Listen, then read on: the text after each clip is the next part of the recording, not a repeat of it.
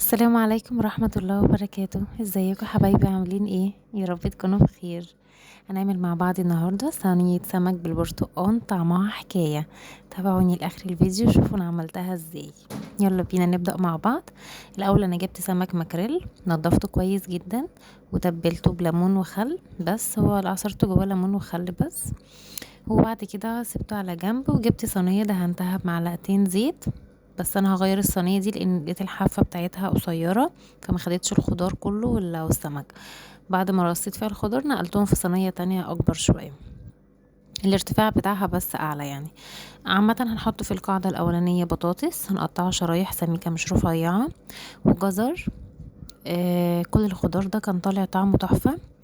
واخد بقى من الصوص بتاع السمك وكان طعمه بجد حلو جدا، وما تخافوش مش هيبقى زافر ولا اي حاجه لان احنا منضفين السمك كويس جدا. ننزل بقى تاني بشرايح الليمون وشرايح البرتقان. البرتقان كان مدي طعم تحفة مع السمك، بجد كان طعمه حكاية. تاني حاجة بقى معانا هنا هو في الطبق الصغير ده فلفل احمر مفروم، فلفل احمر بس.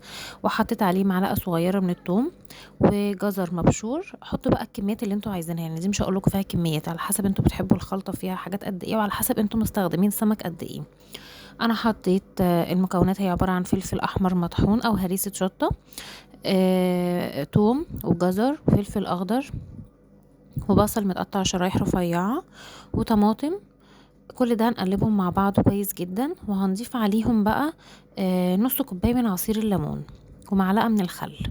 هنقلب الكلام الحلو ده كله، وهنحط عليهم معلقة صغيرة من البابريكا والفلفل الاسود والكمون والكزبرة والملح، ومعلقة صغيرة او نص معلقة من القرفة بتدي طعم حلو جدا. وهنحط عليهم شوية من البقدونس والشبت.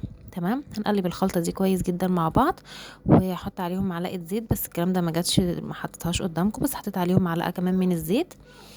هحط منهم شوية على الخضار اللي انا قطعته وحطيته في ارضية الصينية زي ما انتم شايفين كده، عشان برضو التتبيلة والحاجات دي تدي الطعم الحلو للخضار اللي تحت ده. وبعد كده هجيب السمك الماكريل اللي انا منضفاه كويس جدا وكنت حطاه على جنب، حاطه عصرة جواه ليمون وخل بس. هقطعه كده زي ما انتم شايفين بالعرض، قطع، بس مش هفصلها عن السمك، يعني السمكة زي ما هي سليمة، انا مش هاجي عند السلسلة اللي في الظهر، انا هقطع بس اللحم. آه هوريكي واحدة تاني يكون اوضح في التقطيع عشان برضو تدينا الشكل الحلو ده، ولو مش تعرفوا تعملوها كده عايزة تحطوها متقطعة خالص او اي حاجة، بس هو الشكل ده كده بيدي شكل حلو في الاخر.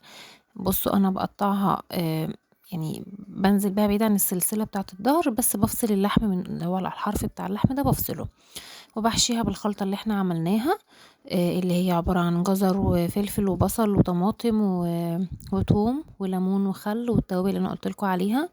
وطبعا بحط باقي بقى الخلطة على الوش كده وبنزلها في الصينية. الخلطة اصلا دي طعمها لوحدها تحفة، تاكلوها كده مع السمك حلوة جدا، والخضار من تحت بيبقى طعمه حكاية.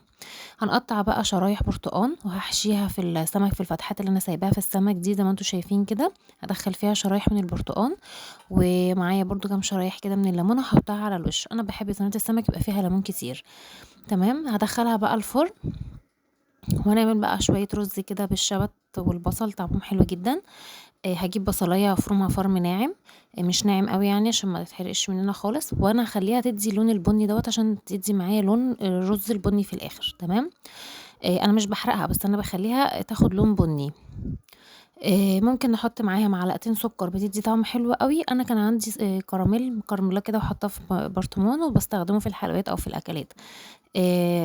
لو مش عندك البرطمان ده حطي معلقتين سكر مع بدايه البصل كده في البدايه خالص، هيدي في الاخر الكرمله اللي احنا عايزينها دي.